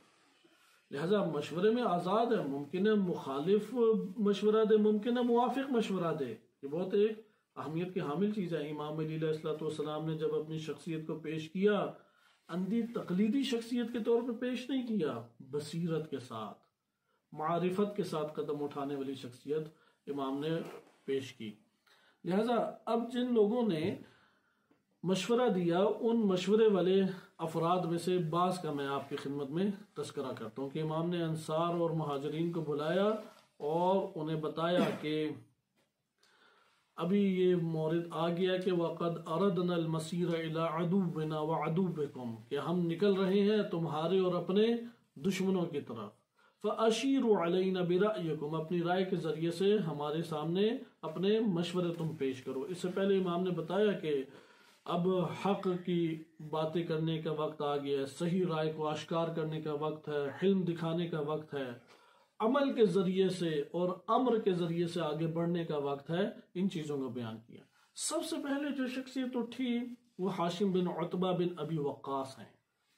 سعد بن ابی وقاص بڑی معروف شخصیت ہے، بہت بڑے جنگجو تھے سعد بن ابی وقاص، اور اتنی بھاری شخصیت تھی کہ ان کو حضرت عثمان کی شورا میں خلیفہ دوم نے شامل کیا. سعد بن ابی وقاص اپنے آپ کے لیے خلافت کی راہ ہموار دیکھنا چاہتے تھے، لیکن راہ ہموار نہیں ہوئی. خلیفہ دوم کے دور میں ایران کے اصل فاتح یہی تھے. جو جنگ قادسیہ کے امیر بنائے گئے وہ سعد بن ابی وقاص ہے. اس لیے سعد بن ابی وقاص چونکہ خلیفہ دوم میں ایران کے فاتح رہے ہیں، نبی صلی اللہ علیہ وسلم کے دور اور ان کے بعد خلفاء کے قریبی ترین اور معتمد ترین رہے ہیں، یعنی بہت بڑی سیاسی اور جنگی شخصیت تھی سعد بن ابی وقاص. لہذا پورا معاشرہ جانتا تھا اور آج بھی جانتے ہیں، اکابر صحابہ میں شمار ہوتا ہے. ان کے بیٹے تھے عمر بن سعد لعنت اللہ علیہ، کہ جو کربلا میں امام حسین علیہ السلام کے خلاف لشکر کی قیادت کر رہے تھے۔ عمر بن سعد کو اہل سنت نے ثقہ قرار دیا کہ وہ حدیث بیان کرے تو قابل قبول ہوگی، لیکن شیعہ مکتب میں وہ مستحق لعنت شمار ہوتے ہیں عمر بن سعد۔ لیکن یہاں پہ ایک عجیب بات ہے، سعد بن ابی وقاص کا جو بھتیجا ہے وہ امام علی علیہ السلام کا اس قدر بڑا وفادار سپاہی ہے کہ محمد بن ابی بکر پہ اس بھتیجے کو امام علی علیہ السلام فوقیت دیا کرتے تھے۔ ہاشم بن عتبہ، صحیح، جیسے سعد بن ابی وقاص ہے نا، ابی وقاص کے بیٹے ایک عتبہ ہے اور ایک سعد ہے۔ سعد کا بیٹا مخالف ہے اہل بیت علیہ السلام کا، لیکن سعد کا جو بھائی ہے عتبہ، اس کا بیٹا ہاشم مرقال کہتے ہیں جنگ میں بہت تیزی سے آگے بڑھنے والا۔ ہاشم بزرگ الصحابہ میں سے ہیں، نبی صلی اللہ علیہ وسلم کے اصحاب میں شمار ہوتا ہے ہاشم کا۔ لیکن ہاشم امام علی علیہ السلام کے بہت وفادار، جن کے قدموں میں لغزش نہیں آئی، حتیٰ خلیفہ اول کے دور میں بیعت نہ کرنے والوں میں شمار ہوتا تھا۔ ہاشم بن عتبہ شہید ہوئے، کہ انشاءاللہ آگے کے درسوں میں ان کی شہادت کا بیان آئے گا، اور امام علی علیہ السلام نے خوب ان کے بارے میں جو غم اٹھایا اس کا بیان بھی آپ کی خدمت میں ذکر کیا جائے گا۔ اچھا، یہ کیا کہتے ہیں ہاشم بن عتبہ بن ابی وقاص؟ حتیٰ کہ نہج البلاغہ میں آپ یہ بیان پڑھ چکے ہیں کہ جب محمد بن ابی بکر کو خط لکھا اور بیان کیا کہ اگر ہاشم ہوتے زندہ تو میں تمہاری جگہ انہیں مصر کا حاکم مقرر کرتا، کیونکہ محمد بن ابی بکر جوان تھے، سیاسی سوجھ بوجھ تو رکھتے تھے، لیکن دشمن کے تمام امور کو نہیں سمجھتے تھے، جذباتی تھے، اور امام علی علیہ السلام کے انتہائی حامی تھے، اور زمین کے اوپر گناہ کو نہیں دیکھنا چاہتے تھے، لڑ پڑتے تھے، گناہ کو نہیں دیکھنا چاہتے تھے۔ یہ اصحاب کی صفات میں سے ہے۔ تو امام نے فرمایا کہ اگر ہاشم ہوتا تو ایک تو وہ رائے میں، سیاسی بصیرت میں قوی ہے، دوسرا جنگی میدان کو اتنے باریکی سے سمجھتا ہے کہ دشمن کو وارد ہونے کا موقع ہی نہ دیتا۔ تو لیکن کہتے ہیں اس سے میرا مقصود تمہاری مذمت کرنا نہیں ہے، تم تو میرے ہاتھوں میں پلے ہو اور مجھے تم سے محبت بھی ہے۔ لیکن ہاشم بن عتبہ کی شخصیت کو جانیں، عمار اور ہاشم دونوں ایک ساتھ شہید ہوئے، اور کہتے ہوئے شہید ہوئے۔ انشاءاللہ وہ مکالمہ تاریخ طبری میں اور دیگر کتب میں بھی آیا ہے کہ دونوں جنگ میں اچانک وارد پھر ہوئے سختی کے ساتھ، اور کہا کہ اب ہم بچ کے واپس نہیں آئیں گے اور تب تک لڑیں گے جب تک شہادت نہ مل جائے۔ تو دونوں کو ایک ہی جگہ کے اوپر شہادت ملی، اور شہادت سے پہلے جو ان کا کلام تھا وہ دیگران نے بھی سنا تھا، اس لیے وہ ہم تک پہنچا۔ ہاشم بن عتبہ نے کیا کہا؟ انہوں نے سب سے پہلے اللہ کی مدح و ستائش کی اور کہا کہ یا امیر المومنین انا بالقوم جد خبیر، میں ایک جماعت کے ساتھ باخبر بھی ہوں اور پوری سنجیدگی کے ساتھ قدم رکھ رہا ہوں، اور ہم آپ کے ساتھ ہیں اور آپ کے گروہ کے ساتھ ہیں، اور جو آپ کے دشمن ہیں ہم ان کے دشمن میں سے ہیں۔ لہذا یہ جو دشمن آپ کے ہیں یہ دنیا کی کھیتی کو آباد کرنا چاہتے ہیں، دنیا کو لینے کے لیے آگے بڑھے ہیں۔ پھر آگے ذکر کرتے ہیں کہ یہ عثمان بن عفان کے خون کا بہانہ کر کے جاہلوں کو دھوکہ دے رہے ہیں، جھوٹ باندھتے ہیں، اور اس کے ذریعے سے انتقام کا بہانہ لے کے یہ دنیا لوٹنا چاہتے ہیں، اور ابھی ہمارے سامنے آ گئے ہیں۔ اگر انہوں نے حق کے اوپر لبیک کہی تو بہت ہو، فلیس بعد الحق الا الضلال، حق کے بعد تو گمراہی ہے، لہذا اگر یہ آپ کے ساتھ نہیں ہے تو حتماً گمراہی کے اوپر ہیں۔ تو پھر آگے ذکر کرتے ہیں کہ ہم آپ کے بہرحال ہمراہ رہیں گے۔ صرف میں نے لب لباب آپ کو بیان کیا، ترجمہ بھی کاملا نہیں کیا۔ اس کے بعد کھڑے ہو گئے جناب عمار بن یاسر، یہ اپنی قوموں کے سردار بھی ہیں۔ سرداروں کی بڑی قدر و قیمت ہوتی تھی۔ آج کے دور میں جو خاندان ہے اس میں کردار ختم کر دیا گیا ہے۔ مثلا خاندان میں ایک گھر میں باپ سمجھے سردار کی مانند ہے، تو بلاخر اس کا ادب، احترام، اس کی بات سننا، اس کی اگر کسی بات پہ اعتراض ہے تو احترام کے ساتھ اعتراض کو بیان کرنا، یہ آداب میں سے ہے۔ بہرحال قبائلی سلسلہ ختم ہوا تو یہ سارے محاسن بھی دور ہو گئے، وَإِلَّا اس قدر قبائلی نظام میں سردار کی قدر و قیمت تھی کہ سردار اگر فیصلہ کر لے لڑنے کا تو صرف اپنے بچے نہیں، پورے قبیلے کے بچے جو ہیں اپنی جان لوٹانے کے لیے اس کی آواز کے اوپر لبیک کہیں گے. اتنا گہرا اثر ہوتا تھا. اسی لیے قبائلی نظام میں فوراً لشکر جو ہیں وہ سامنے پہنچ جاتے تھے. تو آج کے دور میں یہ قبائلی سلسلے ہمارے یہاں ختم ہو گئے ہیں. بہرحال عمار یاسر جو ہیں انہوں نے اللہ تعالیٰ کی حمد کی اور پھر کہا یا امیر المومنین ان استطاعت اللہ تقیم یوما واحدا، کہ اگر آپ یہ استطاعت رکھتے ہیں کہ آپ اگر کسی ایک دن بھی ہمارے درمیان کسی کو نہ قائم کر سکیں تو پھر ہم میں سے کسی ایک کو ضرور مشخص کریں. یعنی آپ ہمیں میں سے ایک فرد کو مشخص کر دیں کہ جو آگے بڑھے اور جو آپ نے کہا ہے اس کے مطابق عمل کرے. یعنی ان لوگوں کو پہلے ہم سمجھائیں، نہیں سمجھتے اور یہ آگ اور جنگ کی طرف بلاتے ہیں تو پھر بھی ہم آگے بڑھیں گے. اگر انہوں نے انکار کر دیا سمجھنے سے، سعادت کے راستوں پہ چلنے سے انکار کر دیا تو پھر ان اباؤ الا حربنا، انہوں نے اگر انکار کیا تو پھر ہماری جنگ ہی جنگ ہے. فواللہ ان سفک دمائہم، کہ ان لوگوں کا خون بہانا قسم بخدا، والجد فی جہادہم، اور ان کے خلاف جہاد کرنا آگے بڑھ بڑھ کے، لقربۃ عند اللہ، اللہ کے قریب ہونے کا سبب ہے، وہو کرامۃ منہ، اور یہ اللہ کی بارگاہ میں باعزت ہونے کا سبب ہے. کیونکہ اب مقابلے میں کون تھے؟ بعض صحابہ تھے، صحابہ کے بیٹے تھے، تابعین تھے. جناب عمار کا موقف یہ تھا کہ ان میں سے جو بھی قتل ہوگا وہ ایک تو گمراہی پر ہے، اور قاتل جو ہے ان کو قتل کرنے والا وہ اللہ کی بارگاہ میں وہ مقرب ہے اور عظیم منزلت ہے. اس کے بعد قیس بن سعد بن عبادہ کھڑے ہوئے اور انہوں نے کہا کہ یا امیر المومنین ہمارے ساتھ آپ تیزی سے دشمنوں کی طرف چلیں، اور فواللہ لجہادہم، ان لوگوں کے خلاف جہاد، کیونکہ قیس بھی بہت بڑے صحابی ہیں، انصار میں سے تھے اور اپنے پورے قبیلے کے سردار بھی تھے، خزرج کے سرداروں میں سے تھے. کہا کہ ان لوگوں کے خلاف جہاد کرنا مجھے ترک اور روم سے جہاد کرنے سے زیادہ پسند ہے، کیونکہ روم کے خلاف وہی یرموک اور یہ ساری جنگیں جاری تھی اور بعض علاقے فتح ہو رہے تھے. تو انہوں نے کہا ادھر جانے سے 1000 گنا بہتر یہ ہے کہ ان کفار پہ میں جا کے تلوار چلاؤں، ان کی گردنوں پہ تلوار چلانا مجھے زیادہ پسند ہے اور زیادہ محبوب ہے، کیونکہ یہی دین خدا بھی ہے اور اس کا تقاضا بھی ہے. اور پھر اس کے بعد مختلف قبیلے انصار کے مختلف شیوخ جو ہیں، یعنی بڑے بڑے سردار کھڑے ہوئے اور انہوں نے یقین دہانی کرائی.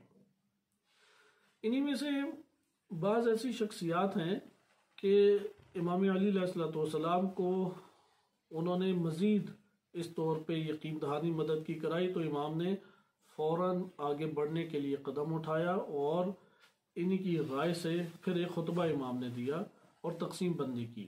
مالک اشتر کو پہلے بھیجا اور ان کے ساتھ لشکر بھیجے اور اس طرح سے دیگر لشکر بھیجے. اب ہم اس طرف آ جاتے ہیں کہ امام نے رائے لینے کے بعد جب خروج کیا اور سب سے رائے لی، یہ تو مشورے کا نتیجہ نکلا. سرداران قبائل کھڑے ہوئے، امام کی شدید حمایت کی، دشمنوں کی شدید مذمت کی اور ان کو خلاف دین، گمراہ اور باغی قرار دیا، اور امیر المومنین اور ان کے لشکر کو حق کا لشکر قرار دیا. اچھا، اب جو اگلا مرحلہ آیا اس کا نتیجہ کیا نکلنا چاہیے؟ لشکر آگے چلے. اب جب لشکر آگے چلنے کے لیے تقسیم بندی ہوگی، ان تقسیم بندیوں میں سے یہ تقسیم بندی بھی بعض جگہوں پہ ہمارے لیے بہت اہمیت کی حامل ہے.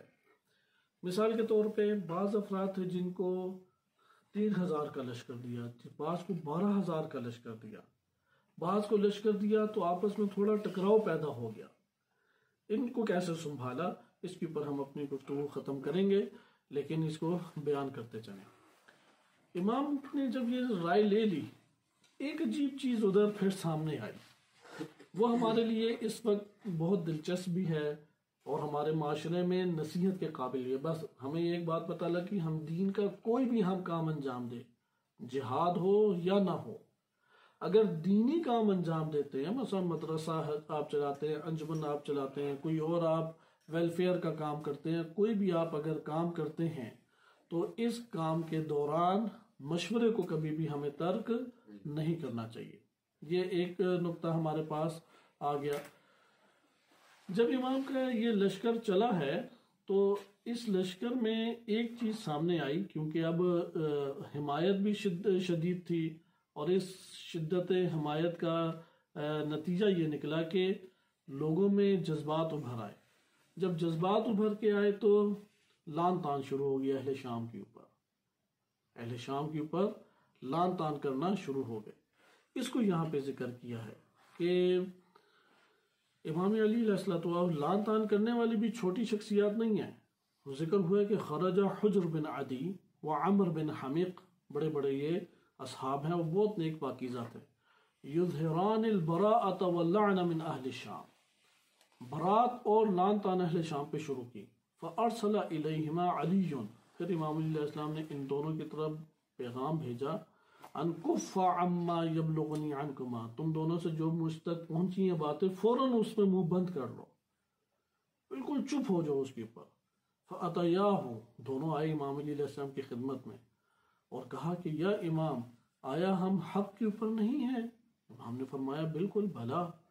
قال اولیسوا مبتلین، کیا وہ سارے کے سارے اہل باطل نہیں ہیں؟ امام نے فرمایا بھلا، کیوں نہیں، وہ سارے اہل باطل ہیں۔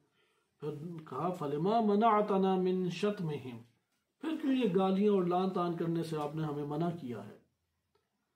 اس لیے میں نے عرض کیا کہ اس تاریخ کے دامن میں دیکھیں کہ ہم کون سا گروہ امام علیہ السلام کے لیے بنتے ہیں اور امام کیا چاہتے ہیں معاشرے سے۔ آج کے بھی شیعہ معاشرے سے امام کی توقع کیا، امام زمان علیہ السلام کی بھی توقع کیا ہے۔ امام نے فرمایا کہ کرہت لکم ان تکونوا لعانین شتامین تشتمون وتتبرؤون، کہ مجھے ناپسند ہے تم لوگوں سے یہ چیز کہ تم لوگ لعنتیں بھیجنے والے، سب و شتم کرنے والے اور گالیاں دینے والے بنو۔ ولیکن لو وصفتم مساوی اعمالہم، اگر تم ان کے برے اعمال کو تحلیلی طور پہ پیش کرتے ہو اور اس سے پھر ان کو متصف کرتے ہو، فقلتم من سیرتہم کذا و کذا، تو تم یہ کہو کہ ان لوگوں کی سیرت یہ ہے۔ صحیح ہے؟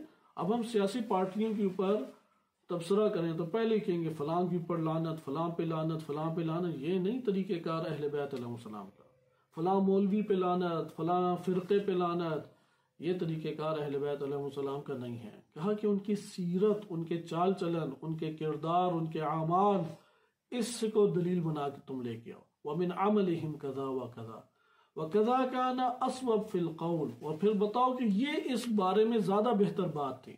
وَأَبْلَغَ فِي الْعُذْرِ، اور اگر وہ اس طرح سے کر لیتے تو یہ زیادہ بہتر تھا۔ وَلَوْ قُلْتُمْ مَكَانَ لَعْنِكُمْ إِيَّاهُمْ، ان لوگوں کو جو تم لعنتیں بھیجتے ہو، وَبَرَاءَتِكُمْ مِنْهُمْ، ان سے بہتر کیا ہے؟ ان کی سیرت اور ان کے اعمال سے دلیل لے کے آؤ، ان کے سیرت اور اعمال سے تم اس طور پہ استفادہ کرو۔ یہ والا کلام جو ہے وہ نہج البلاغہ میں بھی آیا، میں نہج البلاغہ سے آپ کی خدمت میں پڑھ دیتا ہوں اور ہم اختتام کی طرف جاتے ہیں۔ نہج البلاغہ میں خطبہ نمبر 204، خطبہ نمبر 204، کیونکہ نہج البلاغہ میں یہ سیاق اور سباق اور افراد کے نام تحریر نہیں ہیں۔ وقعۃ الصفین میں یہ سیاق اور بیان کیا، یعنی سیاق کیا تھا کہ آرا لی اور دیکھا کہ سارے گرم جوشی کے ساتھ ان کے مذمت کر رہے ہیں اور امام کی حمایت کر رہے ہیں، تو ایک فضا بن گئی، مسئلہ ختم ہوا۔ اب امام تقسیم بندی شروع کر رہے ہیں تو یہاں پہ لان تان شروع ہو گئی، تبرہ شروع ہو گیا، یعنی آپ یہ کہہ لیں امیر المومنین علیہ السلام نے اپنے لشکر میں تبرہ کو معیار الحاق کا نہیں بنایا، یہ ذہن نشین رکھیں۔ ایک دفعہ ہمارے لیے تشیع کے اندر تبرہ کی اپنی قیمت ہے، اس کا ہم انکار نہیں کرتے کہ تبرہ نہیں ہونا چاہیے، لیکن اس کے آداب ہیں، اس کے مراتب ہیں، کس مرتبے پہ کس نوعیت کے تبرہ کو ظاہر کیا جائے، یہ بہت مہم چیز ہے۔ اگر ہم ان مراتب تبرہ کو مد نظر نہیں رکھتے کہ کس مقام پر کس نوعیت کا تبرہ کیا جائے، وہ فساد کا باعث ہمارے لیے معاشرے میں بن جائے گا۔ لہذا آپ دیکھیں عمومی طور پہ لعن کا طریقہ کار اہل شام کے لیے بھی امام علی علیہ السلام نے قبول نہیں کیا، جبکہ فضا آمادہ تھی اور اس سے بھرپور استفادہ ماحول سے سیاسی طور پہ کیا جا سکتا تھا۔ خطبہ نمبر 204 ملاحظہ کیجئے، عربی چھوڑ کے آپ کے سامنے اردو ترجمہ ذکر ہے۔ آپ نے جنگ صفین کے موقع پہ اپنے ساتھیوں میں سے چند آدمیوں کو سنا کہ وہ شامیوں پر سب و شتم کر رہے ہیں، تو آپ نے فرمایا میں تمہارے لیے اس چیز کو پسند نہیں کرتا کہ تم گالیاں دینے لگو۔ یہ مفتی جعفر حسین اعلی اللہ مقامہ کا ترجمہ آپ کے سامنے پیش کیا جا رہا ہے۔ مجھے یہ پسند نہیں ہے کہ تم گالیاں دینے لگو اگر تم ان کے کرتوتوں کو کھولو۔ کرتوتوں سے مراد عربی میں اعمال کا ترجمہ کرتوت کیا ہے، کیونکہ کرتوت منفی طرح بنتا ہے نا، یعنی ان کی بدعمالیاں بیان کرو۔ مثلا کرپشن انہوں نے کی، فلاں کام انہوں نے کیا، فلاں انہوں نے خیانت کی، یہ بات یعنی بابصیرت معاشرے کو کرو، بصیرت سے قدم اٹھائیں۔ کہہ رہے ہیں ان کے کرتوتوں کو کھولو اور ان کے صحیح حالات پیش کرو۔ اگر کوئی مثبت چیز ہے اسے مثبت ہی بیان کرو، منفی ہے تو منفی بیان کرو۔ جیسے بھی ہمارا جو معاشرہ ہے وہ کس چیز کا عادی ہو چکا ہے، آپ جانتے ہیں کہ وہ عادی ہو چکا ہے کہ خوب تبرہ کرو، اور تبرہ بھی ایسا کرو کہ حقیقت نہیں بیان کرنی، صرف ایک ہی صورت بیان کرنی، اور وہ صورت کیا ہے؟ وہ منفی صورت ہے۔ نہیں، امام فرماتے ہیں کہ جو درست بات کرو، صحیح حالات پیش کرو، جو حالات صحیح حالات بنتے ہیں اور صحت حالات کا تقاضا ہے اسے تم پیش کرو اور اس کو تم بیان کرو۔ اچھا آگے دیکھیں کہ اگر تم یہ کام کرو تو یہ کیا ہے؟ ایک ٹھکانے کی بات ہے، یعنی یہ عاقلانہ ایک طریقہ کار ہے اور ٹھکانے کی یہ بات ہے، یعنی یہ بات سمجھ آنے والی بات ہے۔ جیسا اگر تم ان کے کرتوت کھولو اور ان کے صحیح حالات پیش کرو تو یہ ایک ٹھکانے کی بات ہے، اور عذر تمام کرنے کا صحیح طریقہ کار ہوگا، یعنی حجت تمام کرو ان پر، فرار کی گنجائش ان کے پاس باقی نہ رہے۔ تم گالم گلوچ کی بجائے یہ کہو خدایا ہمارا بھی خون محفوظ رکھ اور ان کا بھی، اور ہمارے اور ان کے درمیان اصلاح کی صورت پیدا کر، اور انہیں گمراہی سے ہدایت کی طرف لا تاکہ حق سے بے خبر حق کو پہچان لیں، جن لوگوں کو حق کا نہیں پتا وہ بھی جان لیں، اور گمراہی اور سرکشی کے شدائی ان سے اپنا رخ موڑ لیں۔ لہذا اب یہ جب بات بیان کی تو آگے دیکھیں اس کے اوپر انہوں نے کیا کہا۔ جب یہ سنا عمر بن حمیق اور حجر بن عدی نے، فقال یا امیر المومنین نقبل عظتک، آپ کی نصیحت کو ہم نے قبول کیا، وَنَتَأَدَّبُ بِأَدَبِكَ، جو آپ نے آداب سکھائے ہیں ہم انہی آداب کے اوپر ڈٹے رہیں گے۔ اور پھر عمر بن حمیق نے کہا کہ میں آپ کی بات کے اوپر لبیک کہتا ہوں، اور اس طریقے سے پھر آگے تذکرہ ہے۔ یہ آپ کے سامنے آیا کہ جو لعن کا سلسلہ شروع ہوا۔ اب امام نے جب بندوں کو بھیجا تو پھر اس میں کیا ہوا؟ بعض ایسے افراد تھے بہت عابد زاہد عارف تھے، جیسے ربی بن خثیم کا تذکرہ آتا ہے، خواجہ ربی کے نام سے معروف ہے، تہران میں مزار ہے، لوگ زیارات کے لیے جاتے بھی ہیں۔ امام علی علیہ السلام کے دور میں تھے، بہت عابد زاہد پرہیزگار شمار ہوتے تھے۔ تو یہ امام کے پاس آئے اور کہا کہ مجھ کو تو تھوڑا سا مسئلہ پہ لگتا ہے اس جنگ کے اندر، یعنی میں اس بات کو قبول نہیں کرتا کہ مسلمان سے آ کے لڑیں، لہٰذا مجھے آپ اس سے اگر دور رکھیں اور اجتناب بھی کی کیفیت میں رکھیں تو یہ بہتر ہوگا۔ تو امام نے بھی اس کو دیکھ کے، اس کی بات سن کے، اس نے کہا کہ مجھے ایسی جگہ پہ بھیج دیں جہاں پہ میں کفار سے لڑوں، میرے لیے کوئی شک کی گنجائش ہی نہ باقی رہے۔ تو امام نے پھر اسے ایران رائے کی طرف بھیج دیا، وہاں پہ مارکا رائے چل رہی تھی، اور یہ کوفہ میں لکھا ہے تاریخ میں کہ پہلی شخصیت ہے کہ جسے کوفہ میں امیر المومنین علیہ السلام کی طرف سے نامزد کر کے وہاں پہ بھیجا گیا کہ واؤ جاؤ وہاں پہ تم نے جو جہاد کرنا ہے جہاد کرو۔ اب آپ نے ادھر ملاحظہ کیا کہ اگر کوئی ایسا فرد آ جائے تو فوراً اس کے لیے منافق کے تمغے نہ لگانے بیٹھ جائیں۔ یہ جو فضا کا استفادہ ہے یہ ناکام کرتا ہے۔ یہ والے چیزیں ہمیں بعض حلقوں میں دکھائی دیتی ہیں، انقلابی حلقوں میں۔ ایک بندہ ابھی پوری طریقے سے مطمئن نہیں ہوا جو افکار انقلابی ہیں یا جو موقف ہے یا سیاسی طور پہ جو قدم اٹھایا گیا ہے، وہ متذبذب ہے، یہاں پہ اس کے گھروں نے اسے منافق کا لقب کہنا شروع کر دیا۔ اس سے حمایت نہیں پیدا ہوگی، اس سے آپ کے سارے افراد ٹوٹ جائیں گے۔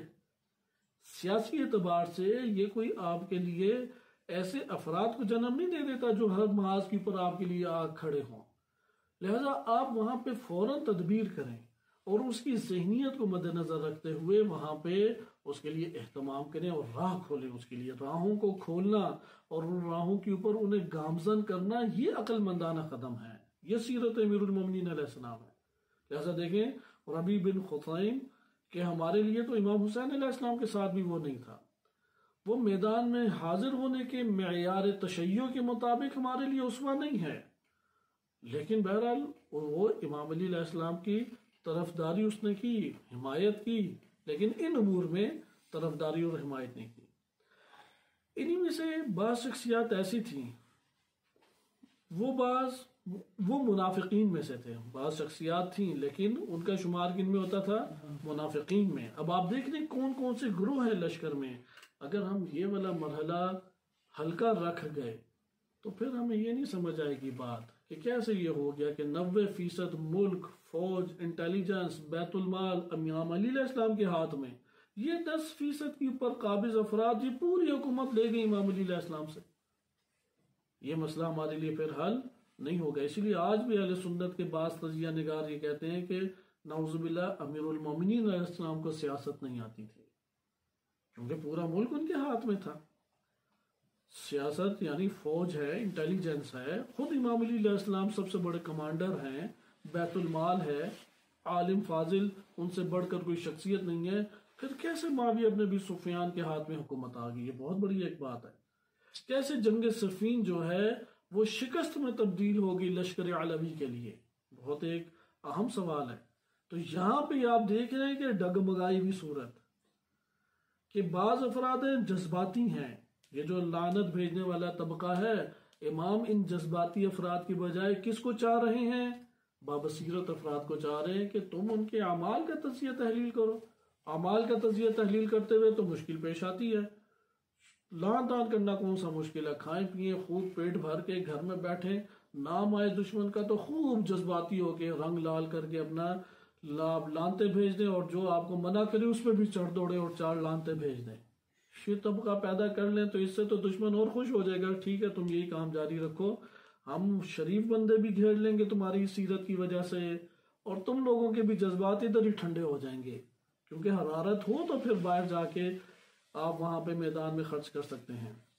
لہذا امام نے تجزیہ تحلیل پہ، افکار سازی کے اوپر، معاشرے کا ذہن بنانے کے اوپر لوگوں کو ابھارا۔ دوسرا طبقہ ہمارے پاس تھا جو امام کو چاہتا تھا، امام ہی سے ہدایت لیتا تھا، لیکن مشوش تھا، متذبذب تھا، کیونکہ اس دور میں تو کوئی فرقہ نہیں تھا۔ آپ کے شیعہ کے درمیان جنگ ہو گئی، 2 شیعہ بہت بڑی ہستیوں کے درمیان جنگ ہوگی، لیکن ایک کی حیثیت مثلا رہبر جیسی ہے، پوری کی پوری امت کے رہبر اور فضائل بھی ہیں، لیکن دوسری طرف بھی پلڑا ہلکا نہیں ہے، دوسری طرف کے بھی مثلا مجتہدین، مراجع، فضائل اور ان کی حکومت کا ماضی میں ہونا اور اصلاحات وغیرہ، وہ سارا سابقہ موجود ہے۔ لہذا یہ طبقہ بھی آپ کے سامنے آیا۔ تیسرا طبقہ حقیقی معنی میں منافقین، ان میں سے بعض نے کہہ دیا کہ ہم تو آپ کے ساتھ نہیں جائیں گے، بعض نے کہا کہ ضرور جائیں گے لیکن ہمارے خیمے الگ ہوں گے، آپ کے خیمے الگ ہوں گے، وہاں پہ ہم دیکھیں گے، پھر جو حق کے اوپر ہوا ہم جا کے شامل ہو جائیں گے۔ انہوں نے شامل نہیں ہونا تھا، امام نے انہیں کچھ بھی نہیں کہا، ان سے توقع بھی نہیں رکھی۔ بس ایک ہمارے پاس طبقہ آ گیا حقیقی معنی میں، جیسے قیس بن عبادہ ہیں اور آپ ان کے نام سن سے۔ دوسرا جذباتی طبقہ۔ تیسرا ہمارے پاس منافق طبقہ۔ ایک ہمارے پاس چوتھا طبقہ تھا جو سپاہی طبقہ ہے، جان فدا کرنے والا طبقہ ہے۔ امام علیہ السلام ان لوگوں کو اپنے بہت قریب سمجھتے تھے۔ ان میں سے جو افراد ہیں، ان افراد میں ایک ہیں زیاد بن نضر اور شریح بن ہانی، اس کا تذکرہ شیعہ سنی دونوں کتب میں ہے۔ 12,000 کے قریب افراد ان کے ماتحت تھے۔ ہوا یہ کہ یہ دونوں ایک ہی قبیلے سے تقریباً تعلق رکھتے ہیں، انہیں بھیج دیا تو آپس میں تھوڑا اختلاف پیدا ہوا تو ان کے لیے خط لکھا، اور خط میں امام علی علیہ السلام نے یہ بیان کیا، دیکھو نضر بن زیاد بن نضر اگر یہ موجود ادھر ہیں تو یہ تم دونوں کے لشکر کے اوپر امیر ہیں، کیونکہ امیر ایک سے زائد نہیں ہو سکتا، کیونکہ ہانی شریح بن ہانی اپنے آپ کو سمجھتے تھے اور زیاد بن نضر جو ہیں وہ اپنے آپ کو سمجھ رہے تھے۔ دونوں کے امام نے الگ الگ لشکر دیا، اب دونوں کے لشکر جم ہو جائے پھر کون امیر ہو، تو اختلاف پیدا ہو گیا۔ تو امام نے فرمایا کہ میری طرف سے زیاد بن نضر وہ حاکم ہوگا، اس پورے امیر کا لشکر کا امیر ہوگا جب دونوں جم ہو جائیں، اور اگر جدا جدا ہوں تو ایک کا لشکر کے امیر شریح بن ہانی ہوں گے اور ایک کے زیاد بن نضر ہوں گے۔ زیاد بن نضر بہت عظیم شخصیت تھی، بڑے اصحاب میں ان کا شمار ہوتا ہے۔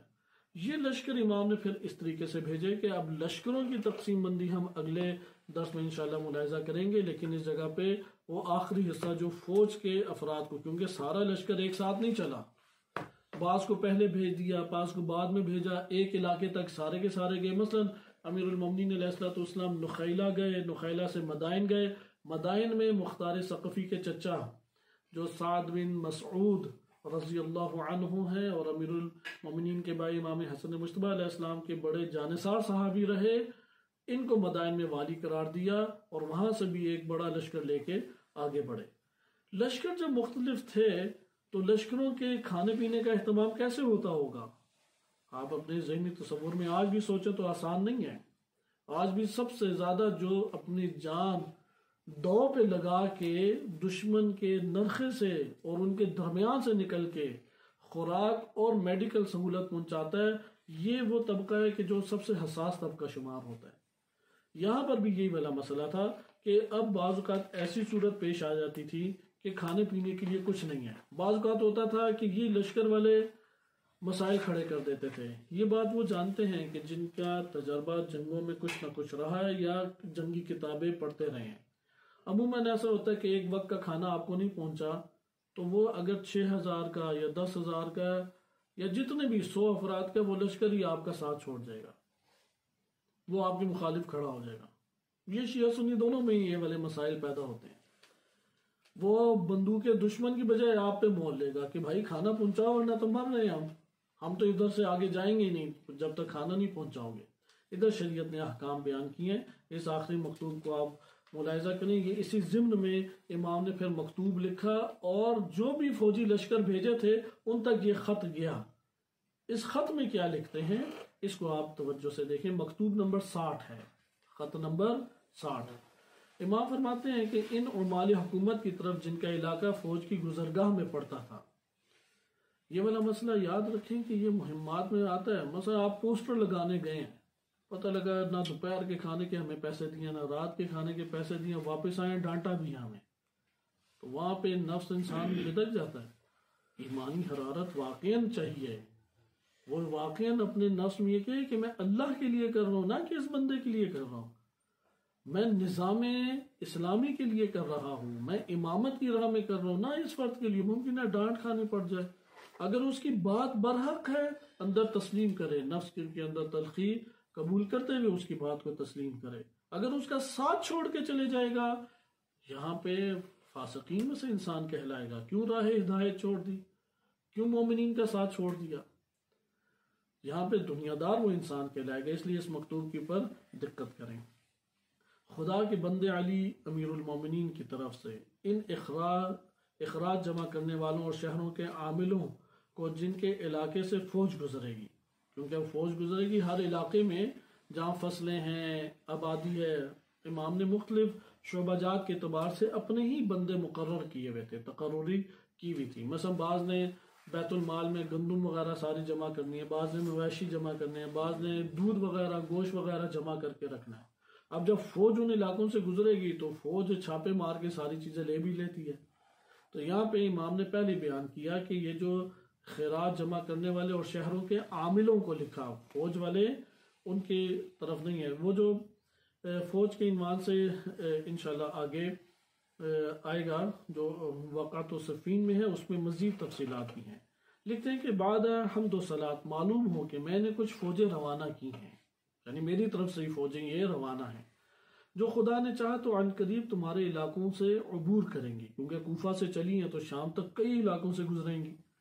میں نے انہیں ہدایت کر دی ہے اس کی جو اللہ کی طرف سے ان پر لازم ہے کہ وہ کسی کو ستائیں نہیں اور کسی کو تکلیف نہ دیں، اور میں تمہیں اور تمہارے اہل ذمہ کو بتانا چاہتا ہوں کہ فوج والے اگر کوئی دست درازی کریں، یعنی خود سے آ کے کوئی قدم اٹھائے اور قانون کو توڑیں، دست درازی کریں، تو اس سے میں بے تعلق ہوں، یہ میری طرف سے انہیں جواز حاصل نہیں ہے، ان کی قانونی پکڑ ہونی چاہیے جس نے بھی یہ قانون توڑا، سوا اس صورت کے جب کوئی بھوک سے حالت اضطرار میں ہو، مرنے کے قریب ہے بھوک سے، کسی کی پھر اس نے گندم توڑ لی یا روٹیاں لے لی یا کوئی مویشی ذبح کر کے کھانے لگ گیا، تو یہ ایک اضطراری حالت ہے، اور پیٹ بھرنے کی کوئی صورت نظر نہیں آئی تو تب اس نے اپنے پیٹ بھرنے کی مقدار کا لیا۔ اس کے علاوہ ان میں سے اگر کوئی دراز دستی کرے، کسی نے ناانصافی کی اور ظلم و ستم کرتے ہوئے لے لیا کچھ، تو تمہیں اس کو سزا دینی چاہیے، ادھر ہی اس بندے کو سزا دو، وہ سپہ سالار ہو، کمانڈر ہو، کرنیل ہو، جرنیل ہو، فوراً ادھر سزا دو اسے۔ لیکن اپنے سر پھروں کے ہاتھ بھی روکنا، تمہاری طرف سے بھی کوئی زیادہ چودھری بن کے نہ آ جائیں ان کے اوپر کہ وہ ان سے ٹکرائیں، اور جس چیز کو ہم نے اجازت دی ہے اس میں ان سے تعارض نہ کریں، ہم نے وہ ان کے ہاتھوں بھیجی ہیں چیزیں، اس میں جو دستور لکھا ہے اس کے مطابق انہیں، مثلا کہاں پہ انہوں نے ٹھہرنا ہے، کس بندے سے ملنا ہے، کس طرح انہوں نے بیت المال سے حصہ لے لینا ہے، اس طرح کی چیزیں جو ہیں ان سے تعارض نہ کریں۔ پھر کہا کہ میں تو فوج کے اندر موجود ہی ہوں، میں فوج کے اندر ہی ہوں، لہذا جو زیادتیاں ہوں یا ایسی سختی تم پر ہو جس کی روک تھام کے لیے تمہیں اللہ کی مدد اور میری طرف رجوع کرنے کی ضرورت ہو تو مجھے اطلاع فوراً دینا، مجھے اطلاع پہنچانا، میں انشاءاللہ اللہ تعالیٰ کی مدد سے ٹھیک کر دوں گا۔ وصلی اللہ علی سیدنا محمد وآلہ الطاہرین۔